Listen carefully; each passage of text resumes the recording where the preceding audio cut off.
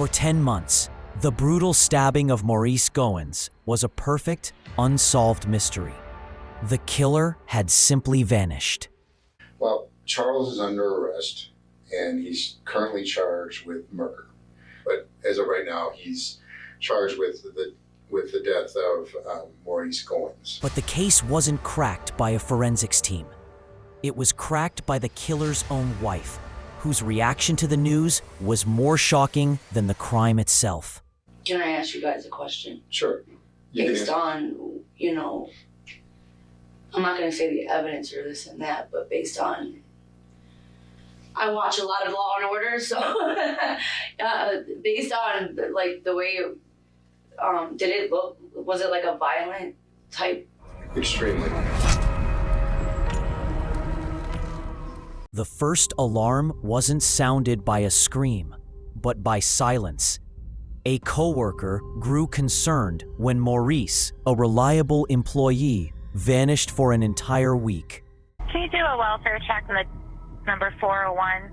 You're just going to check on Maurice Goins. He has not been seen or heard from in a week. When Lakewood police entered the apartment, they stepped into a horror scene. The air was thick with the metallic scent of blood. As soon as you got in the apartment, there was a giant pool of blood in the kitchen. It looked like somebody had been dragged through the apartment. Maurice Goins was face down, a pool of crimson around him. The medical examiner would later count over 20 separate stab wounds. A frenzy of violence focused on his back. The only lead was a ghost. A neighbor reported a suspicious man with a cane, leaving with a television. With no name and no DNA match, the case froze solid for 10 long months. The break came from the shadows of Cleveland's underworld. Two confidential informants whispered a name: Charles Muscatello, a homeless man who bragged about killing a man for his TV. A zillion questions, and I have a couple questions for you. So, long and the short of it is, Charles, are you and Charles like legally married? Yes, Okay. we are legally married. You're just separated at the moment? Yeah, but not legally separated. That's fine. I mean, you're just not living together right now. Okay. Well, Charles is under arrest, and he's currently charged with murder. Most spouses would collapse, scream, or deny it. Rachel Muscatello did none of that. Her calm was more terrifying than any outburst. And I just want, I could tell by the phone conversation that at some point he has told you about this, and it seemed to me that you didn't actually believe it. Yeah. Okay. Instead of talking about a murder, Rachel launched into a bitter monologue about her husband's pathetic lies. She was dismantling his character, piece by piece. Like, he sold our son's dog. This was when he was using, to somebody across the street from us. And I didn't know to hear this person end up being a drug dealer as well. So Charlie ended up selling my son's dog, which was like a little pit bull. She was a full breeder, a full bred, and for drugs. He came home and said that somebody robbed him for that dog.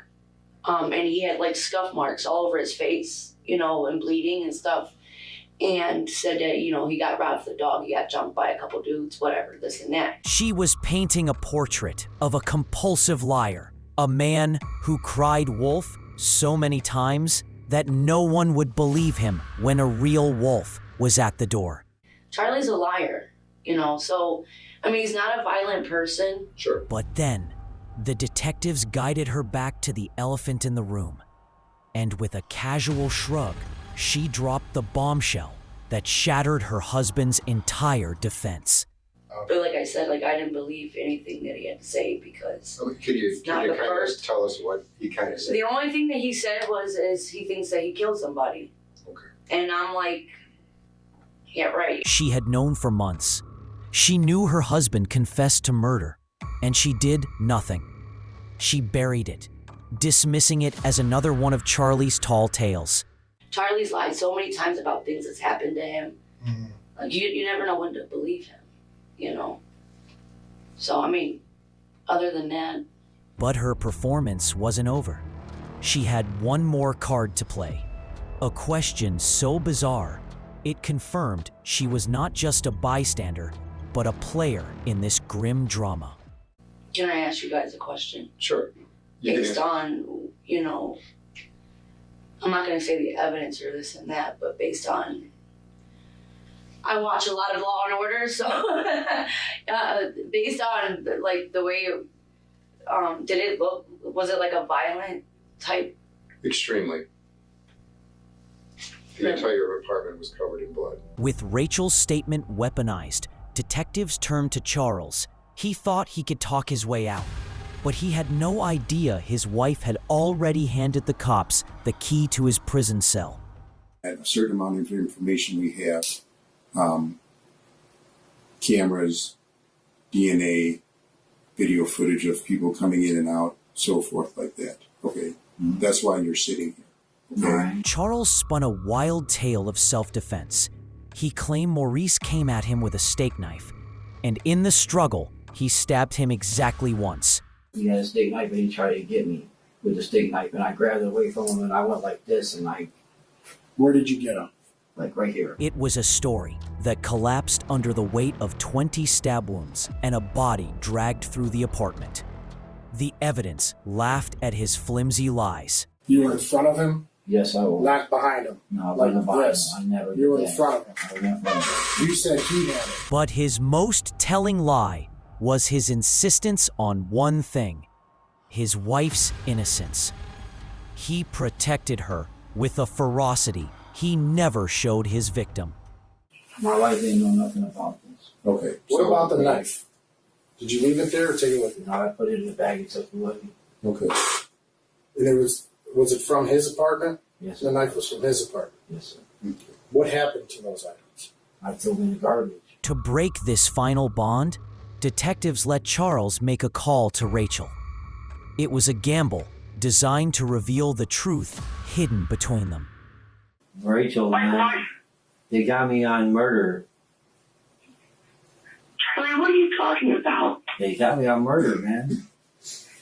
You're lying, right? I'm not lying. The detective's right here, I'll tell you.